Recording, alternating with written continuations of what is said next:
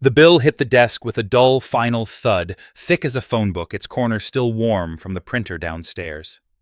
The red stamp on the cover read, "Past due," in block letters. Not disputed, not under review, past due. Someone had already decided there would be no more time. On the 32nd floor of a downtown Chicago office tower, the room went quiet in a way that made even the air feel watched. Outside the glass walls, the city moved on. Traffic crawled. The river reflected steel and winter light. Inside, a man stared at numbers that did not belong on his desk. Not here. Not like this. Michael Reynolds did not read the bill at first.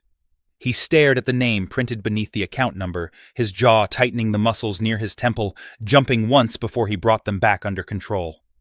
His assistant hovered near the door, hands folded, breath shallow, already regretting that she had not screened the delivery harder. "Who approved this?" Michael asked, his voice calm, almost gentle. "I don't know, sir," she said. "It came up from legacy accounts. Physical mail, addressed directly to you." He nodded, slow, too slow. That was how people who worked for him knew they had crossed into dangerous ground. He picked up the first page. Paper whispered. Numbers spilled across the desk like something alive. Charges stacked month after month, procedures delayed, appeals filed, appeals denied, interest compounding in neat, merciless columns. He did the math without thinking. Years of delay, years of pain, years of cost pushed forward until it landed here now, undeniable. Michael Reynolds had ignored people for most of his career, not out of cruelty, out of efficiency. He had learned early that systems did not care about faces, only outcomes. That was the story, he told himself. That was the story he had sold to shareholders, to regulators, to his own conscience. But the name on that bill cracked something old and buried. He closed the folder with a soft, precise motion, as if sound itself might expose him. Across the city, 5 floors underground, the lights in the claims archive flickered once before settling into their usual dim hum. Rows of metal shelves stretched into shadow. Dust hung in the air, disturbed only by the slow steps of a woman who had learned how to walk quietly long before anyone ever asked her to. Emily Carter moved through the aisle with a manila folder tucked against her ribs, her cardigan pulled tight against the cold. 46 years old, 21 years with the company. Long enough to know which cameras no longer worked and which supervisors never came down here anymore. She paused at shelf 12, section 4, and slid the folder into its place with care, aligning the edge so it matched the rest. Order mattered. Even now. Behind her, a chair scraped. The sound was sharp in the enclosed space. "You're still here," a voice said. Emily did not turn right away. She closed her eyes for half a second, steadying her breath. When she faced him, her expression was neutral, polite, the kind that invited no questions. "So are you?" she said. Frank Delaney leaned back against the desk, one hand wrapped around a paper cup gone cold. 63, 2 years from retirement. His tie was loose, his collar unbuttoned. His shoulders slumped in a way they never were during the day. His eyes flicked to the shelves, then back to her. "They're pulling files from upstairs," he said. "High priority, executive level." Emily felt it then. Not fear, not surprise, a tightening deep in her chest, like a door closing somewhere far away. She nodded. "They always do," she said. Frank studied her face, searching for something. Maybe guilt. Maybe relief. He found neither. "You could have left this alone," he said quietly. She met his gaze. "So could you." That landed. His mouth opened, then closed. He looked away, jaw working, and for a moment, the confident middle manager was gone. In his place stood a man who had made a series of small choices over a long career and was suddenly aware of the total. "My wife needs surgery next year," he said, not looking at her. "Insurance won't cover all of it. I can't afford to lose this job." Emily's eyes softened just a fraction. She knew that fear, It lived in the walls of this building, in the break rooms, in the lowered voices and careful emails. She also knew what it did to people when they let it decide everything. "I understand," she said. "That doesn't make it right." Frank swallowed. He nodded once sharp like he was bracing for impact. "They're asking questions, Emily. Real ones." "Good," she said. Upstairs, Michael Reynolds stood alone in his office, the city now dark beyond the glass. He loosened his tie, rolled his shoulders, and picked up the phone. His reflection stared back at him from the window, older than he remembered, lines carved by years of decisions made without ever seeing the full cost. "Get me compliance," he said. "And legal. Now." As he waited, his eyes drifted back to the folder on his desk. He opened it again slower this time. Read past the totals, past the interest, past the appeals. He read the notes. The handwritten annotations scanned into the system years ago. Delays justified in careful language. Risks assessed. Outcomes predicted. Human lives reduced to probabilities. He felt a chill he could not shake. Somewhere in the margins, a name appeared again. Emily Carter. Initials beside timestamps. Comments flagged, but never escalated. He frowned, tapping the page once with his finger. He did not remember her. He did not remember any of them. That suddenly felt like the problem. Below in the archive, Emily shut off her desk lamp and slipped her coat on. As she walked toward the elevator, she passed a framed photo on the wall. A ribbon cutting. Executive smiling. Michael Reynolds at the center, younger, confident, shaking hands with a governor whose name she could no longer recall. She stopped for a moment, studying his face. "You should have paid attention," she said softly to no one. The elevator doors closed with a dull clang. Above her, phones rang. Meetings were called. Emails flew. A machine that had run smoothly for decades began just barely to grind. And for the first time in a very long while, the people at the top felt something they did not have a metric for. Unease. The conference room filled one chair at a time, leather sighing under the weight of people who had learned to sit very still when stakes were high. Michael Reynolds took the seat at the head of the table without ceremony, his expression unreadable, hands folded as if he were attending his own trial. The glass walls reflected everyone twice a reminder that nothing said here would stay contained for long. Legal arrived first. Compliance followed. Finance slipped in last, already defensive, already irritated. No one spoke until Michael lifted his eyes. "I want to know why a personal medical bill addressed to me exists," he said. "I want to know how it got through our system. And I want to know who decided it was acceptable." Silence stretched. Papers shifted. A pen clicked once, then stopped. "It appears to be a legacy account," said Karen Holt, from compliance, careful, precise. Late 50s, sharp haircut. The kind of woman who never used a word she could not defend in writing. The patient was flagged under a risk containment protocol established before your tenure. Michael nodded. "I read the protocol. I signed off on its continuation. That doesn't explain why the bill landed on my desk." Karen glanced at legal. Legal glanced at finance. It was a choreography Michael had seen 100 times before. Responsibility sliding sideways, never forward. There was an internal audit note, Karen said. Unresolved, marked informational only. By whom? Karen hesitated just long enough to notice. A senior archive auditor. Emily Carter. The name landed differently this time. Michael leaned back slightly, eyes narrowing. "Bring her in." Downstairs, Emily sat at the edge of her kitchen table, phone pressed to her ear, staring at the small crack in the wall above the sink. She had lived with that crack for years, watched it grow, ignored it until it demanded attention. "They want to see you," Frank Delaney said. His voice was low tense. "Executive level."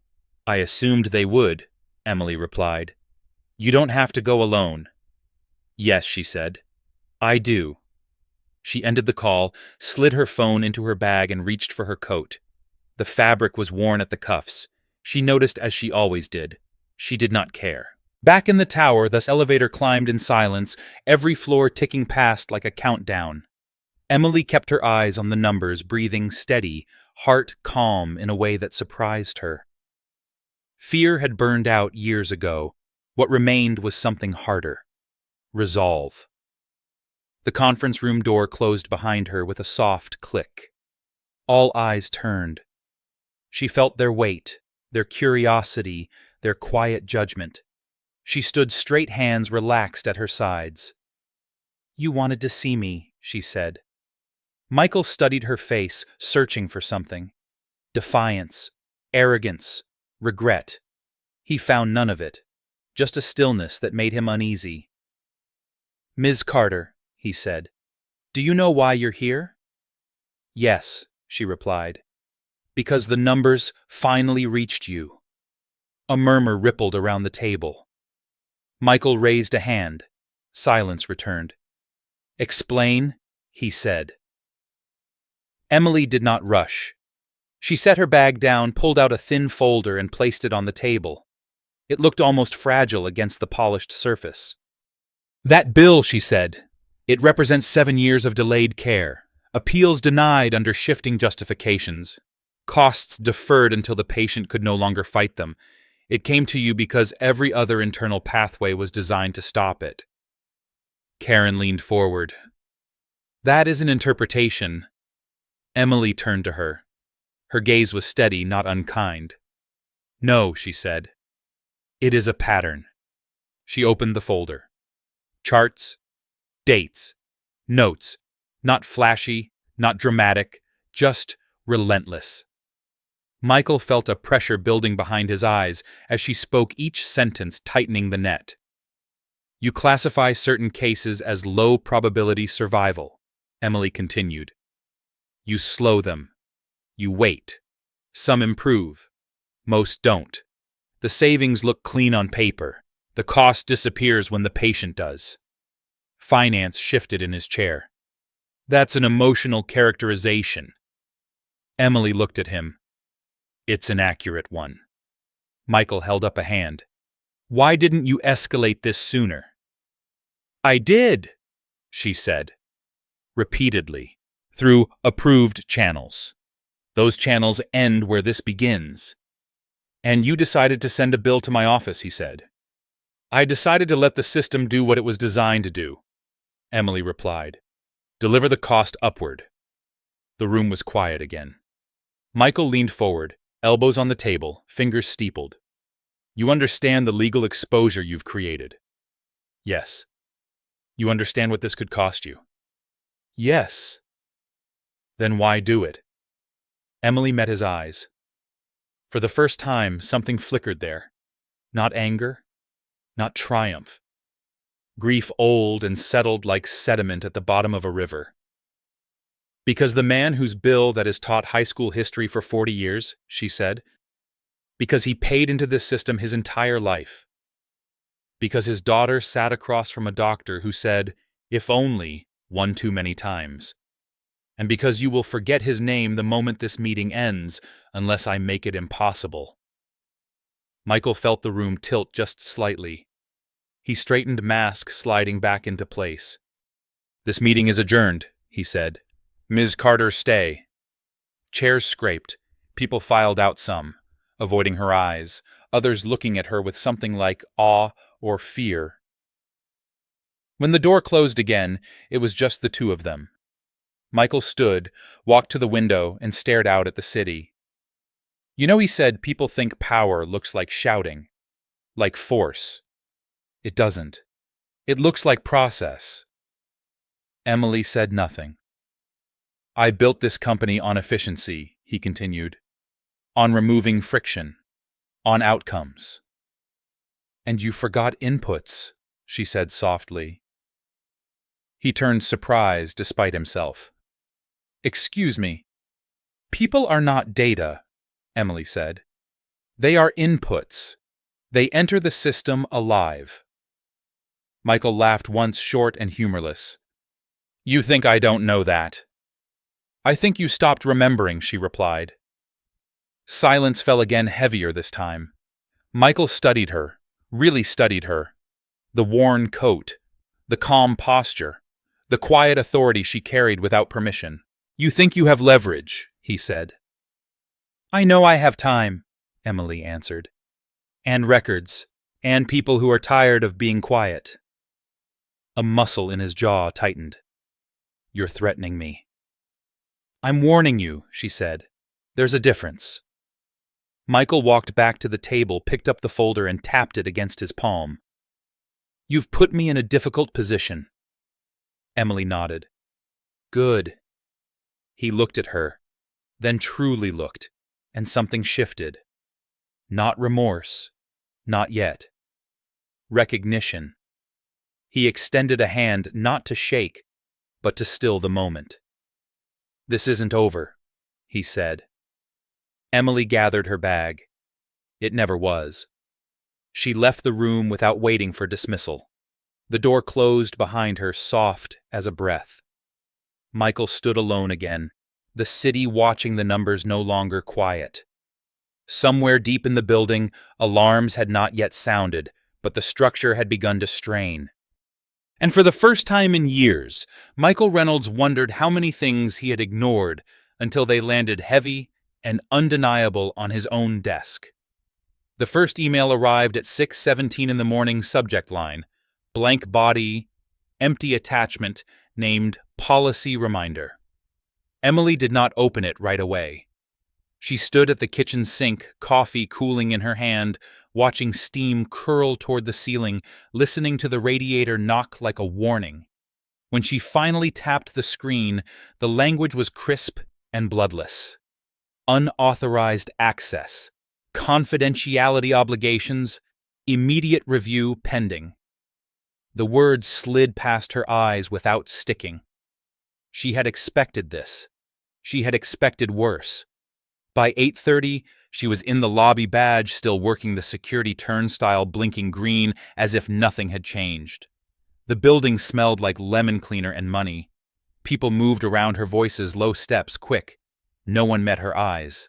She felt the vacuum open around her and understood it for what it was. Contagion. Fear traveled faster than truth. Her desk was gone, not packed, removed. In its place sat a gray folding table with a cardboard box and a printed sign taped crookedly to the wall. Temporary workstation. Emily set her bag down, slid into the chair, and waited. Waiting had always been her strongest skill. Frank Delaney appeared 10 minutes later, face pale, hands shaking despite his effort to keep them still. They're locking accounts, he whispered. They're asking who talked to you. They're asking me. Emily nodded. Tell them you followed policy. I did, he said. I always did. She looked up at him. Really looked. The tremor in his jaw. The fear breaking through decades of practiced composure. Then you'll be fine, she said. I won't, he replied. None of us will. At 9:03, 2 people from legal arrived. Not compliance, not HR. Legal. A man and a woman, both wearing the same neutral expression, the same tone of polite concern. They sat across from Emily, hands folded, recording device placed on the table like a small patient animal. This is an administrative interview, the woman said. You're not under accusation at this time. Emily smiled faintly. At this time. The man cleared his throat. Did you transmit internal documents to any external party? No, Emily said. I transmitted internal consequences to internal leadership. Did you manipulate billing to target a specific executive? I followed routing rules, Emily replied. The bill went where unresolved liability goes. The woman leaned forward. You understand how this appears? Yes, Emily said. That's why it worked. They exchanged a glance. The recorder hummed softly, indifferent. At 11:30, Michael Reynolds watched the internal chat light up like a fault line. Messages spiking. Departments locking down. Consultants dialing in. He had ordered containment. He had not expected panic. His phone buzzed again. Another message from the board liaison. Another from a senator's office. Another from a veterans advocacy group he had never heard of until yesterday. The bill had legs, not because of what it was, but because of who it touched. He rubbed his eyes, then straightened spine stiff with resolve. Find the leak, he told his chief counsel. I want names. By early afternoon, the leak found him instead. A call from a reporter who did not ask questions, so much as recite facts, each one landing with surgical precision. Legacy protocols, deferred care, veterans, predictive savings. The reporter did not accuse. He waited. Michael ended the call with a promise of comment he did not yet have. Downstairs, Emily's phone vibrated again. A text from an unknown number. You don't know how big this is. Another followed. Walk away while you can. She muted the thread, slipped the phone into her pocket, and closed her eyes. In the dark, behind her lids, she saw her father's hands, ink-stained steady, as he corrected papers at the kitchen table. She remembered how he used to say systems were just people pretending to be neutral. At 3:15, security arrived. 2 men, apologetic, professional. Ms. Carter, one said, "We need to escort you out." She stood, gathered her bag, lifted the box. It was lighter than she expected. That surprised her. She walked through the aisle, past desks that had known her for years, past screens filled with numbers she could still read at a glance. A woman she barely knew whispered, "I'm sorry," without looking up. A man turned his chair away. Frank watched from the end of the row, eyes wet, mouth tight. Emily nodded to him once. He nodded back. That was all. Outside winter cut her cheeks. She breathed deep, the air sharp and clean. For a moment, she felt untethered, as if gravity had loosened its grip. Then the phone rang. "Ms. Carter," a voice said. Calm. Male. "This is Daniel Ruiz. I represent the Midwest Veterans Health Coalition. We received a copy of a billing statement that appears to indicate systemic delay." Emily closed her eyes. "I didn't send you anything." "We didn't say you did," Ruiz replied. "We said we received it. We would like to speak with you." "I don't have a job," she said. "Or a lawyer." "We can help with the second," he said, "and the first is temporary." They met that evening in a coffee shop that smelled like burned beans and wet coats. Ruiz was younger than she expected, earnest eyes bright with something like hope. He listened as she spoke, really listened, hands still, questions careful. When she finished, he exhaled slowly. "You understand what happens next," he said. "Yes," Emily replied. "They will try to discredit me." "They will say you're disgruntled," Ruiz said. "Unstable, vindictive." She nodded. "They always do." Back in the tower, Michael Reynolds stood before the board screens glowing behind him. Graphs, scenarios, risk matrices. He spoke with authority, with control, with the cadence that had carried him through crises before. He recommended a pause, an internal review, a statement of concern. The board listened. Some nodded, some stared. One woman at the far end folded her arms and said nothing. When the meeting ended, Michael remained seated, staring at the empty chairs. He felt the pressure building, the walls closing in. His phone buzzed again. A text from a private number. It contained a single image. A scanned note, handwritten, dated years ago, signed by a committee he had chaired. It authorized a pilot program. Language cautious. Outcomes projected. A footnote circled in red. Acceptable delay thresholds. Michael's throat tightened. He set the phone down carefully as if it might shatter. For the first time, he did not think about shareholders or statements or spin. He thought about time, about how much of it he had moved around like inventory, about the cost he had told himself did not belong to him. That night, Emily sat at her kitchen table, papers spread out lamp, casting a small island of light. She wrote by hand. Names, dates, decisions. She wrote until her fingers cramped, until the radiator went quiet and the city outside softened. She did not know how this would end. She only knew it had begun long before the bill landed on anyone's desk, and that stopping now would turn all of it into nothing. Across the city, Michael Reynolds poured a glass of water and did not drink it.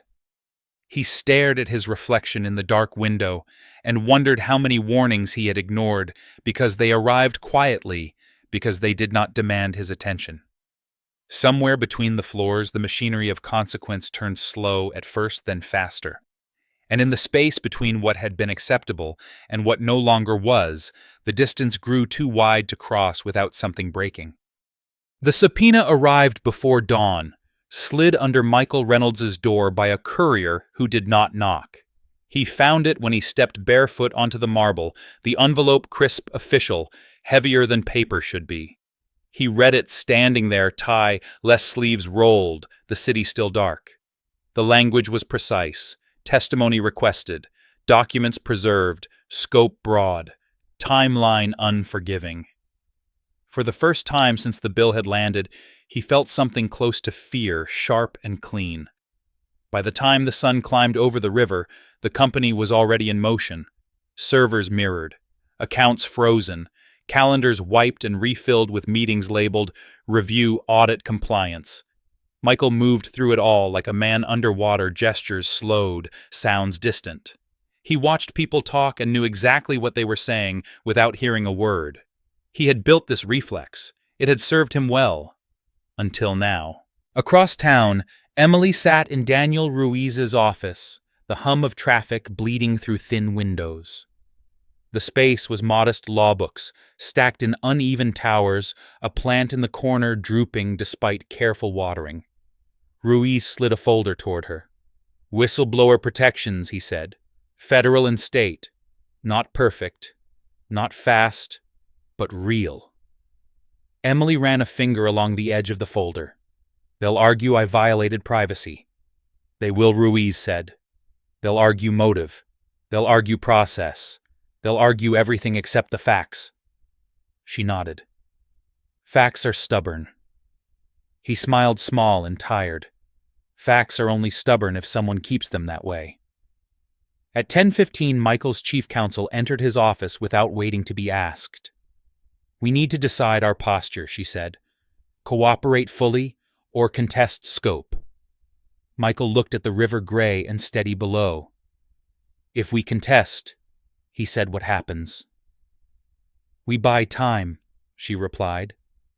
We protect exposure. We keep this contained. And if we cooperate... She hesitated. We lose control. He turned, then studied her face, saw the calculation there, the years of training. We lost control when we designed delays, he said quietly. Her jaw tightened. That's not a legal position. It's a human one, he said. Draft the cooperation notice. Word spread fast. Too fast. By noon, internal channels buzzed with speculation. By 1, an anonymous memo circulated blaming a rogue employee for weaponizing process.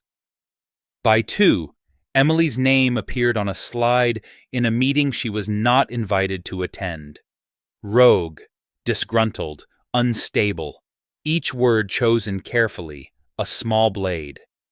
Emily heard about it from Frank Delaney, who called with a voice scraped raw. They're rewriting you, he said. They're saying you targeted Michael personally. She closed her eyes.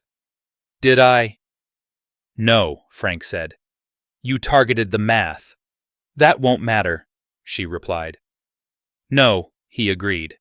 It won't. That afternoon, Michael sat across from a man he had avoided for years, the head of actuarial gray-haired, blunt, unpolished. The man did not sit until Michael gestured. "You signed off?" Michael said. "I ran the numbers," the man replied. "You signed?" Michael nodded. "Did you know what it would do?" The man's mouth twisted. "I knew what it would save. That wasn't the question." Silence stretched. "Finally, I knew some people would wait," the man said.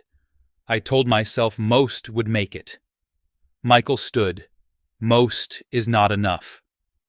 The board convened again, this time without ceremony. Faces tight, voices clipped. A motion to suspend certain protocols failed by one vote. Another to place Michael on temporary leave passed narrowly. He accepted it without protest. Rose smoothed his jacket and left the room as cameras waited just outside. On the street, reporters surged. Questions flew like birds startled from wire. Michael said nothing. He got into the car and closed the door. Inside the quiet, he stared at his hands. They shook. He pressed them flat against his thighs until they stilled. Emily spent the evening in a church basement with a group that smelled of coffee and old wood. Veterans sat in folding chairs, coats draped over knees, faces weathered. Harold Wilson was there, thinner than she remembered from the file photo, eyes bright despite the shadows. He recognized her at once. "You're the numbers lady," he said, smiling. She swallowed. "I'm sorry," she said. "I tried." "You did?" Harold replied. "They just didn't listen." A woman beside him leaned in. "They're listening now," she said. "Because of you." Emily shook her head. "Because of all of you." Harold laughed softly. "We've been talking for years," he said. "No one heard us." That night, Michael opened a box he had not touched since moving offices. Inside were old notebooks, pages dense with plans, margins filled with arrows and costs. He found the page, the one with the pilot program circled. He remembered the meeting, the confidence, the relief when the numbers aligned. He closed the book slowly and felt the weight of it settle. The next morning, Emily received an email from the company's general counsel requesting a meeting. Daniel Ruiz advised against it. "They'll fish," he said. "I know," Emily replied. "I'll bring a net." The meeting was short, the offer clean. Severance, silence, a clause that swallowed years. Emily listened, hands folded, breathing steady. When it ended, she stood. "No," she said. Outside, snow began to fall light at first, then thick. The city softened under it.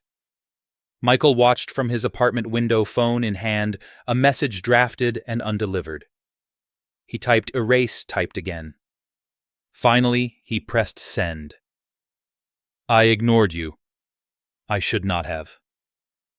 Emily read it hours later after the church basement emptied, after the chairs were stacked. She stared at the screen, the words small and inadequate, and felt no satisfaction. Only a narrowing of focus. She replied with a single line. "Then don't look away again." Somewhere between offices and basements, subpoenas and snow, the story slipped its rails. It was no longer about a bill or a protocol or a rogue employee. It was about time and who decided how much of it a person deserved. And as the machinery ground forward louder now, there was no going back to quiet. The hearing room smelled like old paper and disinfectant, a combination meant to suggest order and health that delivered neither. Emily took her seat at the narrow table, the microphone angled toward her mouth, the small red light dark for now. She folded her hands and waited. Across the aisle, Michael Reynolds sat alone, no counsel beside him yet, jacket-buttoned posture, rigid eyes fixed on the seal mounted high on the wall. He had testified in rooms like this before on budgets and mergers and market impact. Never like this. The chairwoman entered without ceremony. Gray hair, pulled back tight glasses, already low on her nose. The room rose and fell as one. When she spoke, her voice was even practiced. We are here to examine systemic delays in coverage determinations and their impact on patient outcomes. We will begin with Ms. Emily Carter. The red light blinked on. Emily leaned in, felt the faint warmth of it. She did not look at Michael. She did not look at the cameras.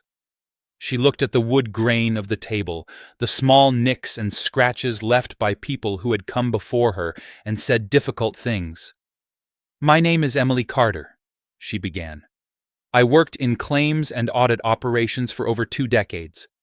I am here because the system I served learned how to hide its consequences." A murmur ran through the room. The chairwoman lifted a hand. "Proceed." Emily described the process slow and careful. How cases moved. How language softened harm. How delay became a feature, not a failure. She spoke of thresholds and flags and probabilities of meetings where words like sustainable and optimized floated free of the bodies they described. She spoke of veterans waiting of families, calling of appeals denied with sympathy templates that changed nothing. She did not cry. She did not raise her voice. The power in her testimony came from the accumulation, from the way each sentence leaned on the last until the weight could not be ignored. A man on the committee interrupted. "Ms. Carter, are you alleging intent?" "I am alleging design," Emily replied. "Intent is inferred when outcomes repeat." The man leaned back, lips pressed thin. When Michael's turn came, the room shifted. Cameras adjusted. Pens poised. He took the oath, sat, adjusted the microphone. For a moment he said nothing. The silence stretched uncomfortable. Then he spoke. "I am responsible for the continuation of protocols that prioritized cost containment," he said. "I approved them. I defended them. I did not examine their human impact with sufficient rigor." A ripple moved through the room. His counsel leaned in, whispered. Michael shook his head. "I believed he continued that efficiency saved more lives than it cost. I believed delay was neutral. I was wrong." The chairwoman's eyes sharpened. "When did you realize that?" Michael swallowed. He thought of the bill, the handwriting, the way the numbers had refused to stay abstract. When the consequences arrived without insulation, he said, when they stopped being someone else's problem. A representative from the other side leaned forward. "Mr. Reynolds, did you pressure staff to suppress internal objections?" "No," Michael said. "I rewarded silence."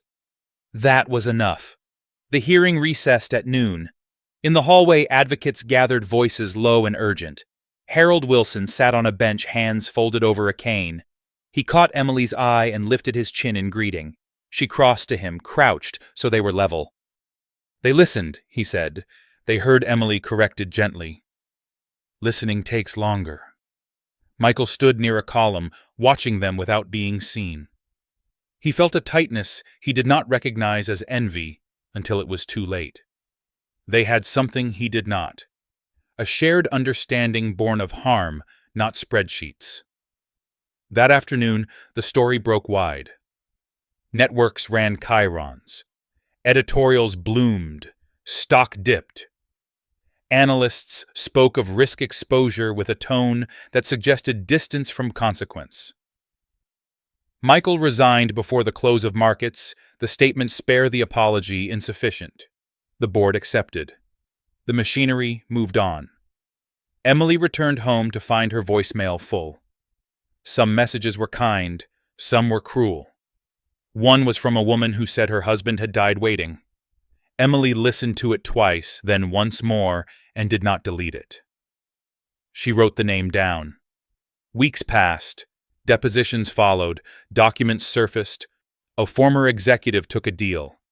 Another fought and lost. The company announced reforms. A new oversight office. External audits. Transparency reports. The language was improved. Emily read it and felt nothing. Then the letter arrived. Thick paper. Careful font. An invitation to lead the new Oversight Office Independent Authority Protected Budget. She set it on the table and stared at it until the light shifted. She met Michael one last time in a quiet conference room borrowed from a non-profit. No cameras, no counsel, just the hum of an old HVAC unit and the sound of the city beyond glass. "I don't expect forgiveness," Michael said. "I'm not here to give it," Emily replied. "I want you to take the job," he said, "not for redemption, for accountability." She studied his face, the lines deeper now, the certainty eroded. "You don't get to offer this," she said. "The people who waited do." He nodded. "Then I'll make sure they can." Emily considered the letter again. The resources, the reach, the risk. She thought of Frank Delaney, retired, early pension reduced. Of Harold Wilson, whose time was measured now in seasons. Of the woman on the voicemail. "I'll take it," she said. "On conditions." He waited. "Full access," she said. "Public reports. No quiet settlements. When we find harm, we say it out loud." Michael closed his eyes, then opened them. Agreed. The first day Emily walked into the new office, it was empty. A desk, a chair, a window that looked out over the river. She set her bag down, opened a notebook, and wrote at the top of the page, "Start where it hurts." By evening, emails arrived. Files, names, patterns emerging like bruises under skin. She worked until the city lights came on, then longer. When she finally stood to leave, she felt tired in a way that did not frighten her. It felt earned. Outside, the river moved on, indifferent and enduring. Somewhere a phone rang with good news, somewhere else bad. Emily walked into the night, carrying both, knowing the work would never be finished, only continued. The first report landed at 7:12 in the morning, encrypted, flagged urgent, its subject line plain enough to pass unnoticed by anyone who did not know where to look. Emily opened it, standing at the window, the river below a sheet of steel, the sky the color of unpolished bone. The report did not accuse. It counted. It counted delays that clustered around certain diagnoses, around certain zip codes, around certain ages. It counted appeals that died quietly. It counted time. She read until her eyes burned, then read again. Patterns tightened like knots. The oversight office had been empty for weeks, but the work had already found her. It always did. By mid-morning, the phone began to ring. Patient advocates, journalists, regulators who spoke in measured tones and asked for copies. Emily took notes, answered what she could, deferred the rest. When the door opened, she looked up to see a woman she did not recognize standing in the frame coat, still on shoulders squared. "I'm Laura Kim," the woman said. "Internal audit. I asked for a transfer." Emily gestured to the chair. "Why?" Laura did not sit. "Because my father waited 8 months for a procedure that never came. Because my boss told me to stop asking questions. Because you said we would say it out loud." Emily nodded. "Sit." They worked through lunch. By afternoon, 2 more transfers arrived, then 3. An email from facilities confirmed a larger space would be ready within weeks. Emily felt the momentum building and resisted the urge to slow it. Systems had taught her what happened when you dampened force. Across town, Michael Reynolds sat at his kitchen table, hands wrapped around a mug gone cold.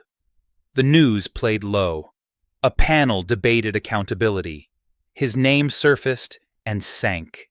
He turned the volume down. He had given testimony. He had resigned.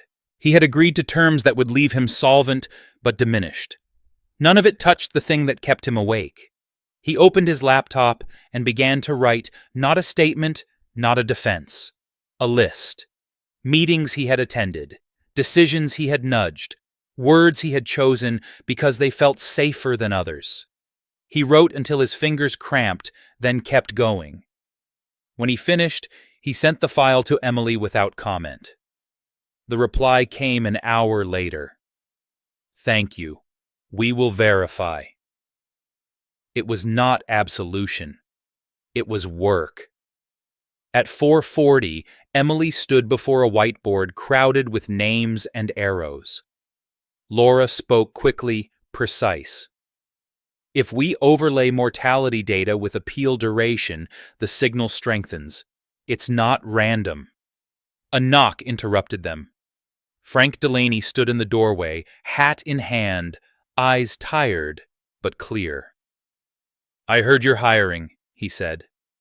Emily met his gaze. "We are." He exhaled. "I can't give you my old access." "I don't need it," she replied. "I need your memory." Frank smiled just once. "I've got plenty of that." That evening, a memo circulated from corporate communications, polished and hollow. Commitment to transparency. Ongoing review. No admission of wrongdoing. Emily read it without comment and filed it where it belonged. She did not correct it. Corrections would come from elsewhere. They came the next morning when a regional hospital administrator called to confirm receipt of a notice that stunned his team.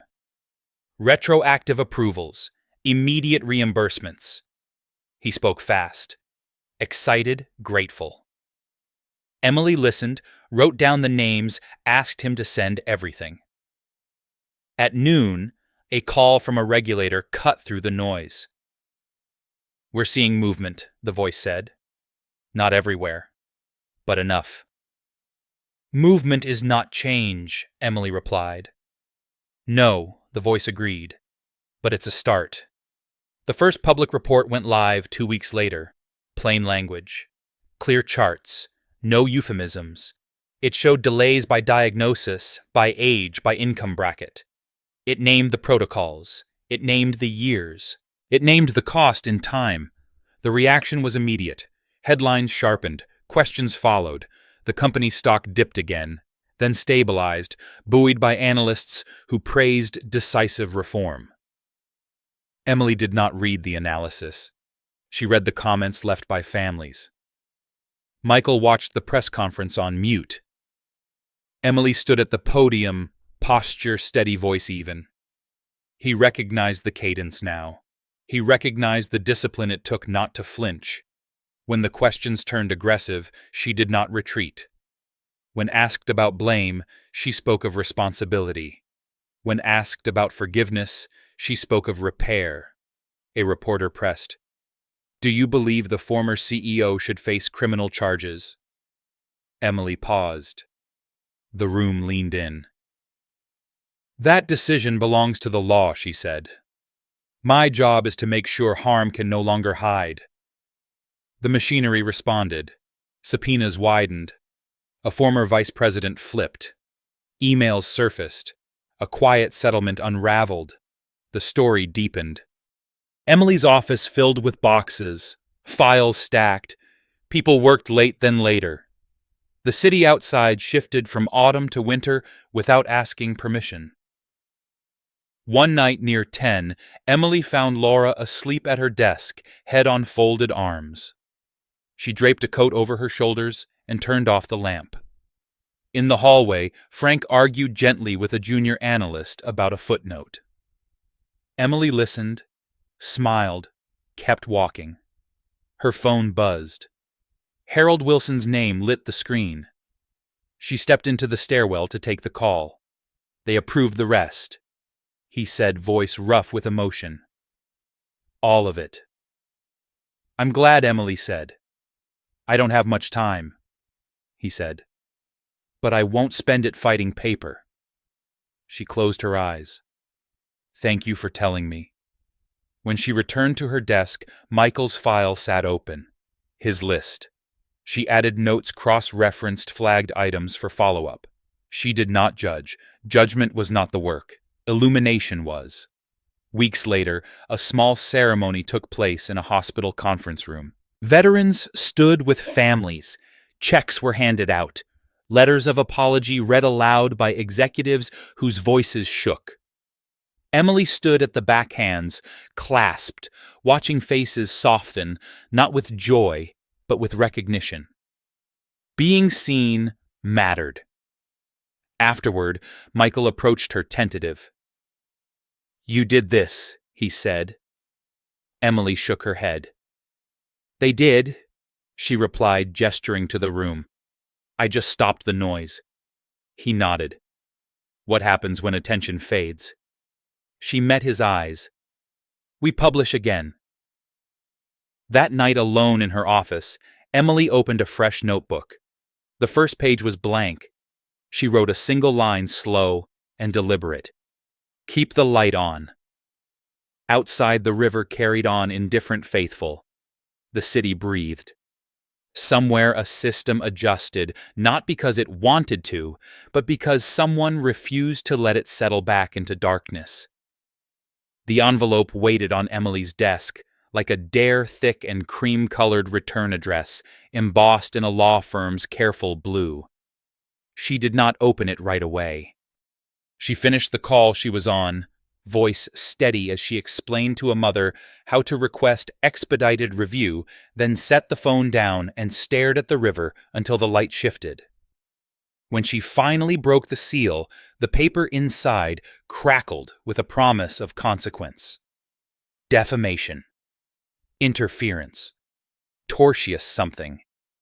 The words were ornate and hungry. She read them once, then again, then slid the letter into a folder marked Noise. By noon, the noise found her anyway.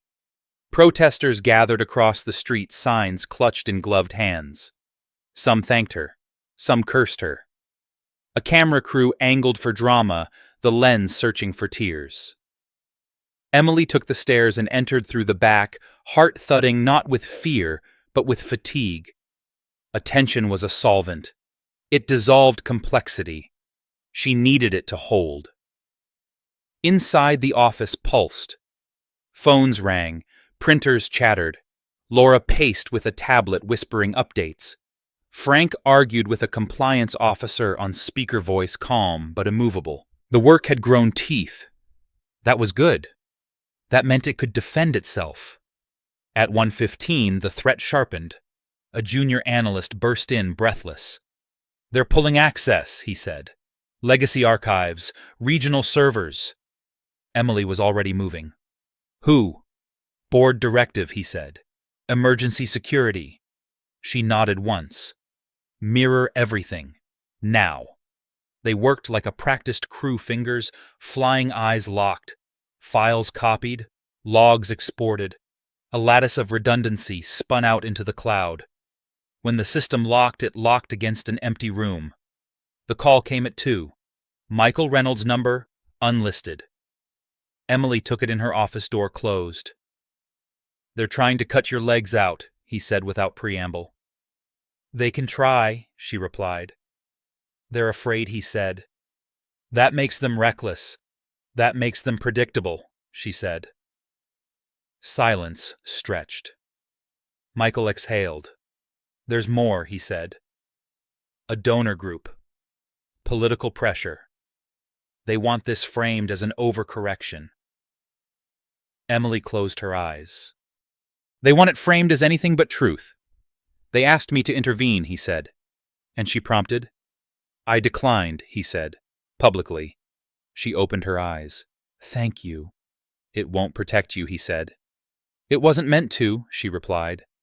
That evening, Emily went home early, a decision that felt strange. The apartment smelled of dust and old coffee. She stood at the window, coat still on, and watched headlights thread the streets. The phone buzzed again. A text, no number. "We know where you live." She did not reply. She forwarded it, logged it, turned the phone face down. Fear had weight, but it did not have authority. At dawn, the Oversight Office published its second report. This one was harder. Names attached, timelines drawn, a comparison that made delay undeniable. The response was immediate. A former executive released a statement blaming subordinates. Another threatened suit. A third went silent. Stocks dipped, then dipped again. The market was learning what the math already knew. By mid-morning, a judge issued an injunction preserving access. By afternoon, a grand jury was impaneled. The building across the street emptied of protesters and filled with reporters. Emily did not step outside. She stood at the whiteboard and assigned tasks, voice low, precise. Work was a refuge. Late in the day, a man she had not seen before waited in reception. Mid-50s, clean suit, a patience that read as practiced. He stood when she approached. "Ms. Carter," he said, "I'm here on behalf of a coalition." She did not offer her hand. "State your business. We want to help shape the narrative," he said. "You've made your point. Now it's time to stabilize." Emily looked at him for a long moment. "Stability is what got us here." He smiled thinly. "Public fatigue is real." "So is harm," she said. "And it's older." He tried again, softer. "There are ways to protect your people." Emily leaned in, voice quiet. "There are ways to protect people. Period." He left without shaking her hand. That night, Laura knocked on Emily's door, eyes bright, shaken. "They served me," she said. "Subpoena." Emily took the papers, scanned them. "We'll respond." Laura swallowed. "I didn't tell my mother." Emily put a hand on her shoulder. "Tell her you did the right thing." Across town, Michael sat with his own counsel hands steepled, listening as the options narrowed. "You could testify again," the lawyer said. "Broader. Deeper." Michael nodded. "I will." "It exposes you," the lawyer said. Michael looked out the window. "Exposure is sunlight." The testimony landed like a controlled burn. Michael named meetings. He named assumptions. He named the moment he chose speed over care and called it neutrality. The headlines changed tone. Not gentler, sharper, more precise. Accountability had a grammar and people were learning it. The backlash surged, threats multiplied. A window shattered at the oversight office, overnight glass sprayed like ice. No one was hurt. Emily stood amid the cleanup jaw set. "We're not stopping," she said. "We're installing thicker windows." The next week, Harold Wilson died. Peacefully, they said. Emily attended the service standing in the back, hands folded, listening, as a priest spoke of endurance. Afterward, Harold's daughter found her eyes red but steady. "He said to tell you thank you," she said. "He said he didn't feel invisible at the end." Emily closed her eyes. The words settled heavy and light at once. On the drive home, she did not turn on the radio. The city slid by, familiar, altered. The phone buzzed. A message from Frank. "We found another cluster, bigger than the last." Emily smiled, small and fierce. Work called. That night, alone in the office, she opened the noise folder and added the letter to a stack. She wrote a note on the cover. Evidence of fear. She turned off the lamp and left the light in the hallway on. Outside, the river ran dark and faithful. Inside the machine, gears stripped and replaced. Somewhere between threats and testimony, between broken glass and printed reports, the work hardened into something durable. Emily locked the door behind her and walked into the cold, knowing the next morning would bring more noise and knowing she would answer it the same way, with light. The funeral program was still folded in Emily's coat pocket when she stepped into the office the next morning, the paper soft from being handled too much. Harold Wilson's name sat there like a quiet weight she refused to put down yet. The office hummed awake around her. Coffee brewed. Screens flickered on. Somewhere down the hall, a printer jammed, and someone swore under their breath. Life continuing, indifferent and insistent. By 9, the call she had been expecting finally came. "Ms. Carter," the voice said, measured, official. "This is Assistant Attorney General Ruth Calder. We need to speak in person." They met that afternoon in a federal building that smelled faintly of metal and old carpet. Calder was in her early 60s, hair silver posture precise. She did not waste time. "We're preparing charges," she said. "Fraud, conspiracy, obstruction. Not all of them will stick. Some will." Emily nodded. "You'll need internal testimony." "We have some," Calder said. "We need more." Emily thought of Laura Kim, pale but determined, signing her subpoena. Of Frank Delaney, memory sharp as glass. Of Michael Reynolds choosing sunlight too late, but choosing it still. "You'll get it," Emily said. Calder studied her. "You understand what happens when indictments drop?" "Yes. Your office becomes a target. It already is." Calder allowed herself a thin smile. "Good. Then we're aligned." News of the pending indictments leaked before sunset. It always did. By evening, the city felt taut, as if holding its breath. Protesters returned louder now. Supporters gathered 2 candles cupped against the wind. Emily watched from her window the river beyond, reflecting fractured light. She did not go down to speak. Symbols were easy. Work was harder. Inside, the team pushed through another long night. Files cross-referenced. Timelines stitched. A pattern emerged that made the earlier reports look modest. A regional carve-out. A pilot that never ended. Names surfaced that had not yet been spoken aloud. Laura stood at the board marker in hand, eyes fierce. "This isn't just about delay," she said. "It's about who gets delayed." Emily nodded. "Say it clearly."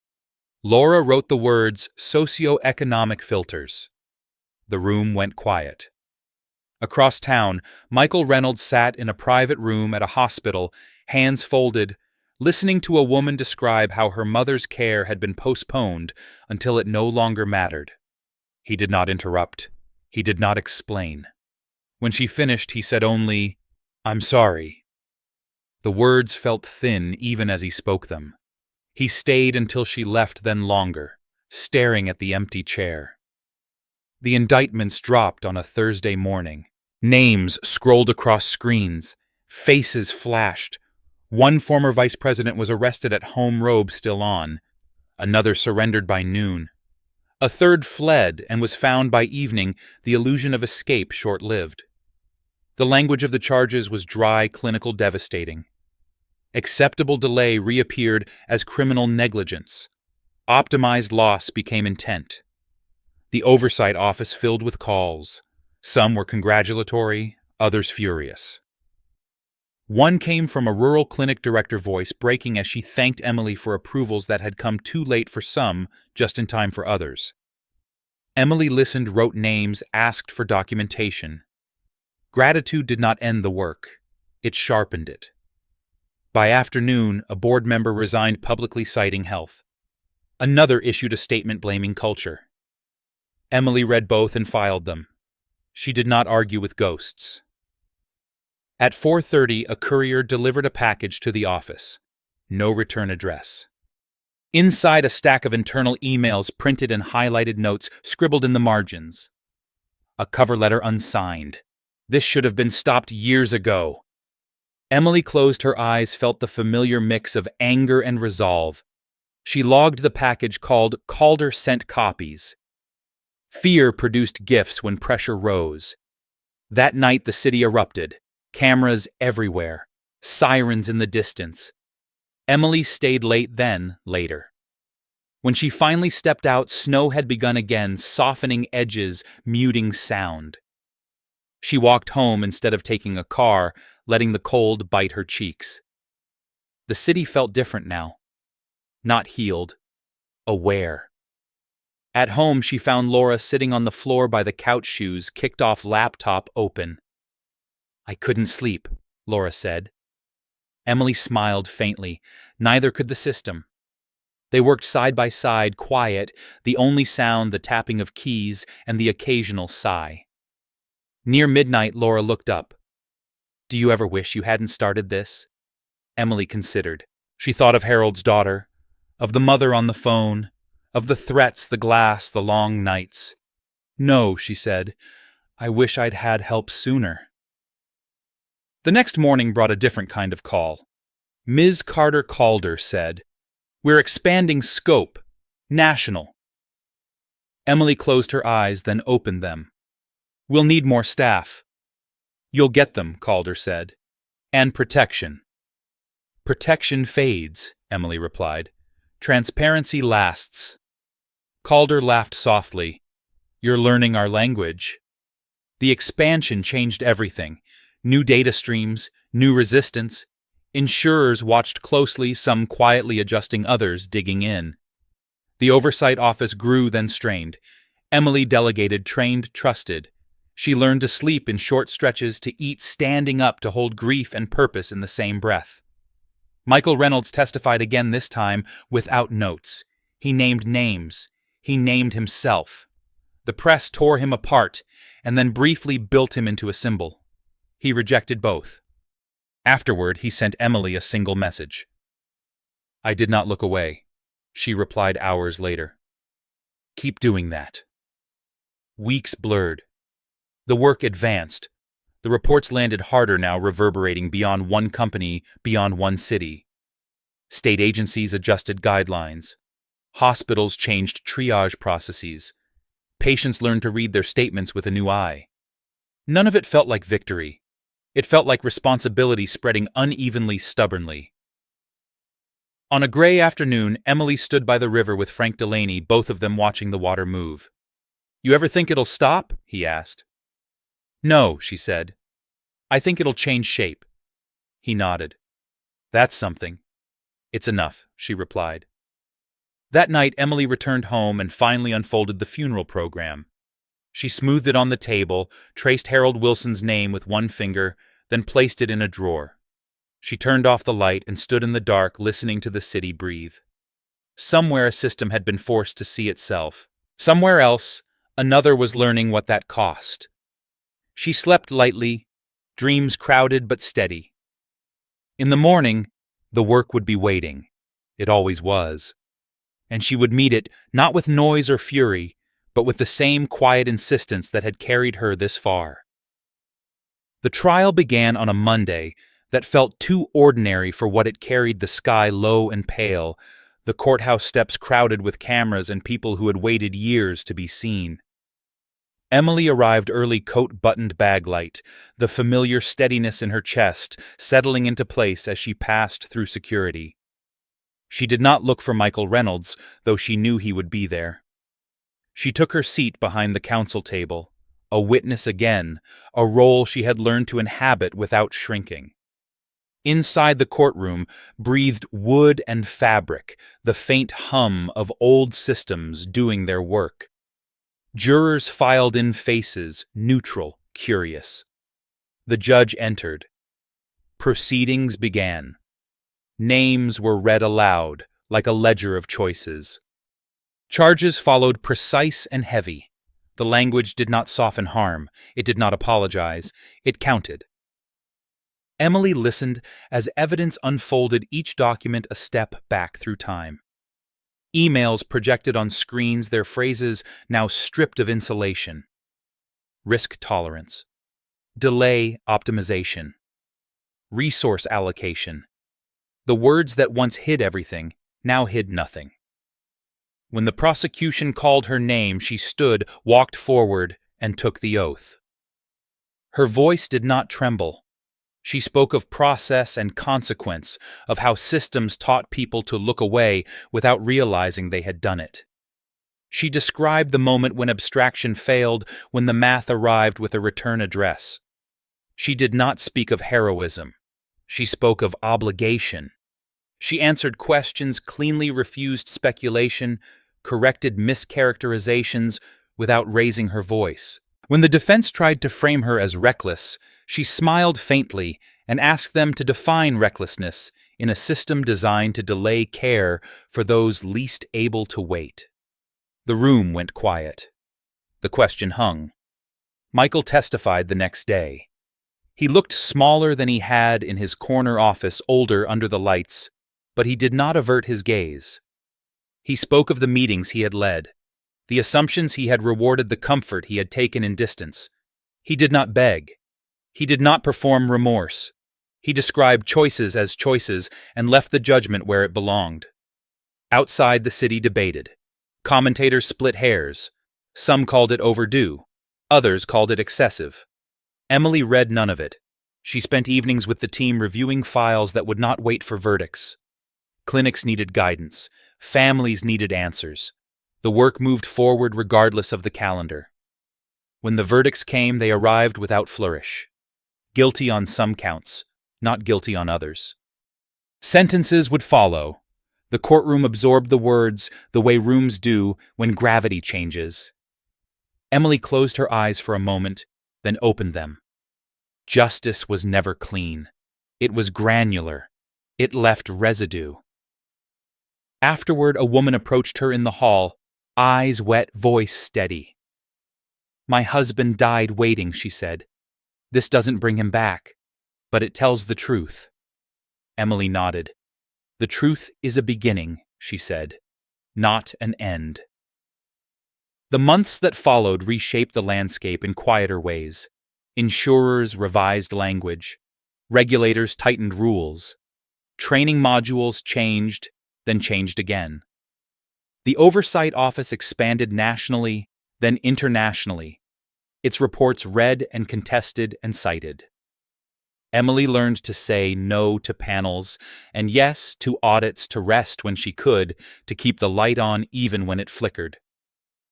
Michael Reynolds accepted his sentence with the same restraint he had learned too late.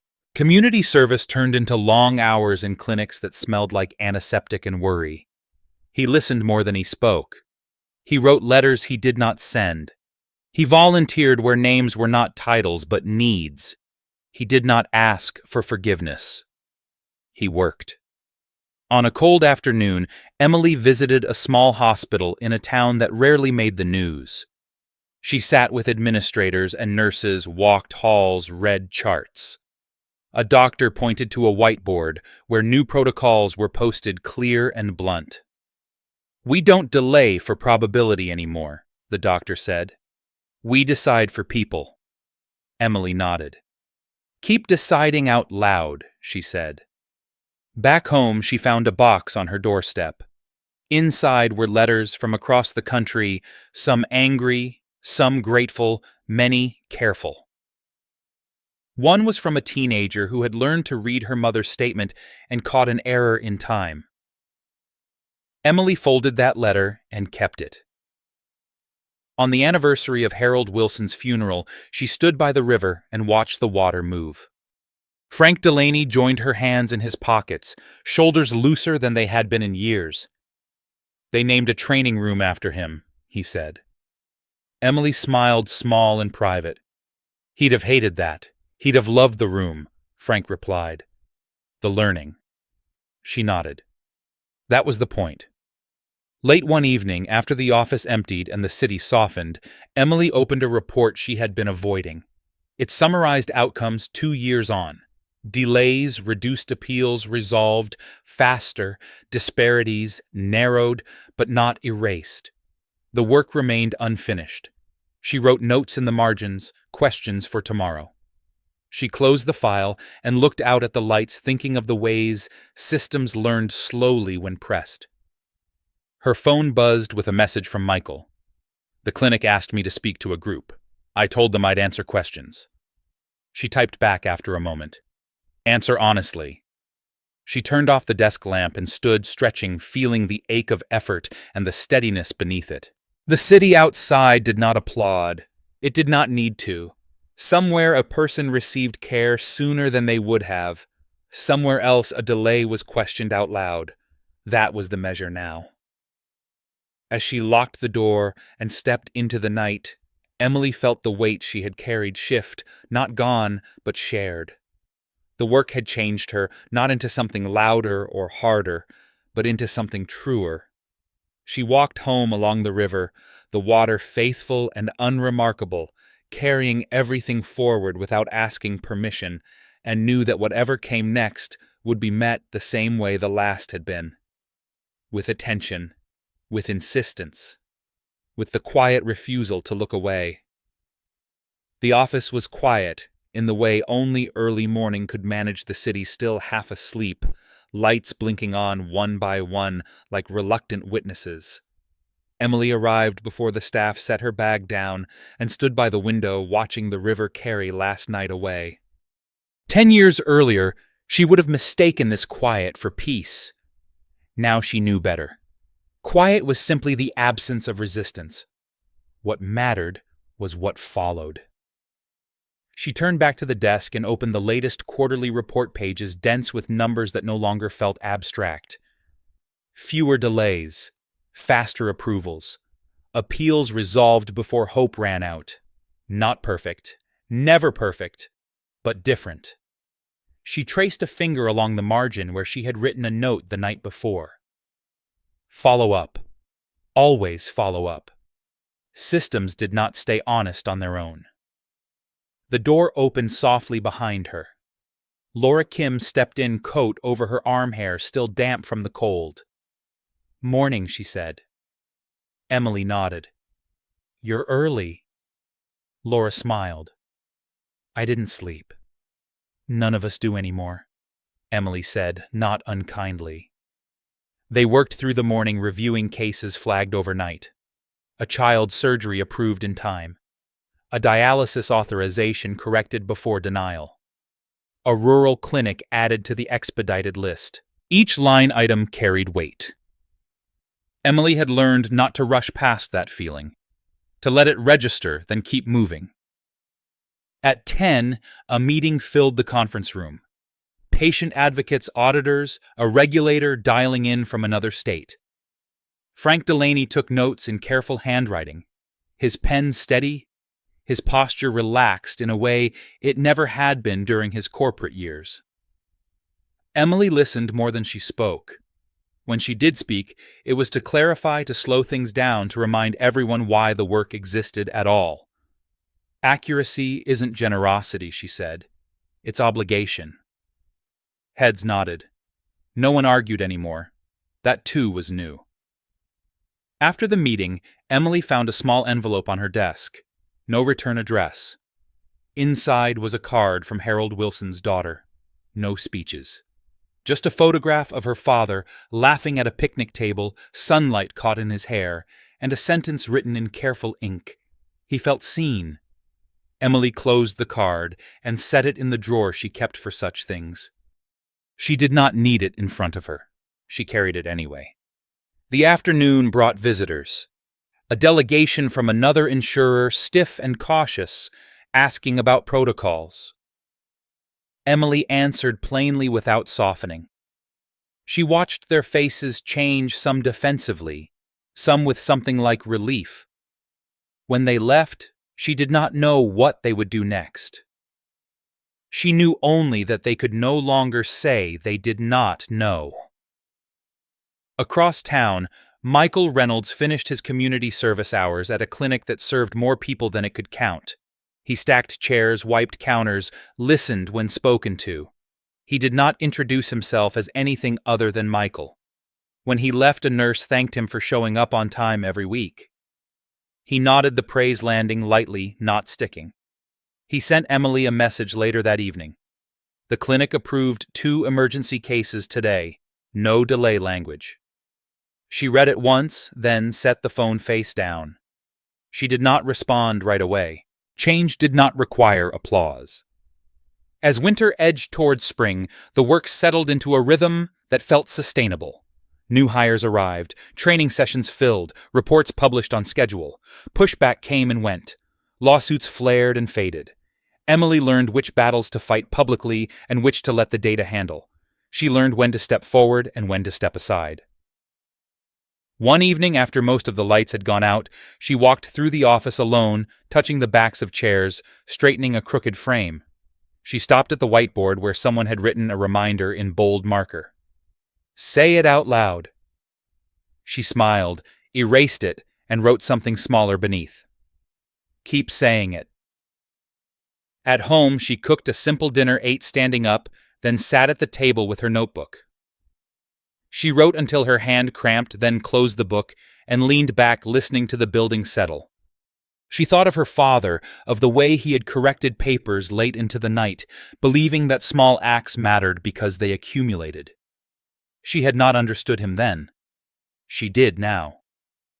The next morning, a call came from a state agency announcing a policy shift modeled after the reports her office had published. Another followed from a hospital network adopting the same framework. Emily thanked them, took notes, reminded them to publish outcomes. Transparency was not a favor. It was the point. At noon, the team gathered for cake in the break room, a small celebration for a milestone that would never make the news. Laura raised a plastic fork. "To not looking away," she said. "To not looking away," they echoed. Emily watched them, these people who had chosen harder work over easier silence, and felt something settle into place. Not triumph. Responsibility shared. Late that afternoon, she stepped outside and walked along the River Cote open air, sharp and clean. The city moved as it always had, busy and indifferent, but she could see the subtle shifts now. A billboard advertising patient rights. A clinic with new signage about appeals. Small things. Accumulating. When she returned to the office, a message waited from a young woman she did not know. Someone who had found an error in her mother's claim after watching a segment about the reports. Emily replied with instructions careful and clear. She sent the template she had refined over years. She hit send and moved on. As dusk fell, she turned off the desk lamp and stood for a moment in the half-light the city reflected in the glass. The work would never be finished. That no longer frightened her. It anchored her. She gathered her bag, locked the door, and stepped into the evening with the quiet certainty that comes from doing something that matters, even when no one is watching.